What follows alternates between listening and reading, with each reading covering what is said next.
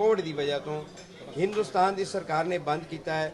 पाकिस्तान की सरकार ने 29 जून को महाराजा रणजीत सिंह की बरसी के मौके के उत्ते उस करतारपुर साहब की जो पाकिस्तान वाली साइड है उसनों रीओपन कर दिता, पर बदकिस्मती दे नाल हिंदुस्तान दा वाले पासा जिहड़ा लांघा है जिहड़ा बेसिकली खुलिया उन्होंने लोगों वास्ते गया सी, जिहड़े 72 साल तो अरदास करते सन, उत्थों दूरबीन ला के करतारपुर साहब के दर्शन करते सन, वो लांघा पिछले तकरीबन 18-19 महीनों तो बंद है। असी बार बार अपने हिंदुस्तान की सरकार नूं जिहड़ा वो गुजारिश करते रहे हैं। कभी वो कहते सन NCOC इजाजत नहीं देंदी, तुसीं यकीन करो हुकूमत पाकिस्तान ने इन्हें फराख दिली का मुजाहरा किया कि असी 2 दिनों के NCOC नूं गुजारिश की और उन्होंने सानू परमिशन देती कि वैक्सीनेटेड पीपल कैन कम।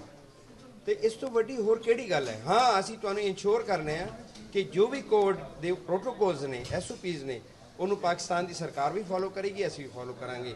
लेकिन गुरु नानक देव जी का प्रकाश दिहाड़ा जिथे पूरी सिख कौम मना रही है, एक वाघा तो हिंदुस्तान की धरती तो लोग आ सकते हैं, वाघा ना करतारपुर साहब कॉरीडोर तो क्यों कोई नहीं आ सकता? उहदे च की दिक्कत है?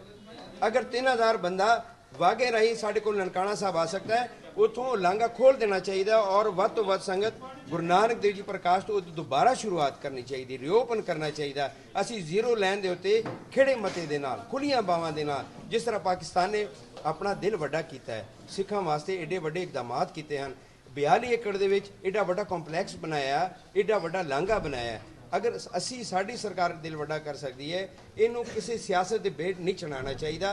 एक मजहबी जगह है, मजहबी दरसगाह है, ये पूरी सिख कौम दियाँ भावनावां जुड़ियां हैं। सो जो एक करतारपुर साहब का लांघा नहीं खुलता, भावें कोई सिख उस लांघे जरिए ईवन पाकिस्तानी इस लांघे जरिए नहीं जाता, लेकिन हर सिख कौम का जोड़ा बच्चा है वो मन में ठेस पहुँचती है। सो मैं आप जी की मीडिया का धन्यवाद भी करदा और आप जी की मीडिया राही ये संदेश जिन्नियां भी संस्थावां ने, जिन्नियां ऑर्गेनाइजेशनस ने, वो अपना दबाव बिल्ड करन। देखो जो तक तुसीं अपना हक नहीं मंगोगे तो इस तरह कोई लांघा नहीं खुलेगा। साड़ी सरकार पाकिस्तान सरकार के प्रति अगर कोई गल है सानू दसो, असी 2 दिनों अल्लाह तला के हुक्म नाल, वाहिगुरू के हुक्म नाल असी अपनी सरकार तो मना सकते हैं। अगर असी अपनी सरकार को थोड़े जी गिनती के होने के बावजूद अपनी हर गल मना सकते हैं, तुसीं अपनी सरकार को अपनी गल मनाओ।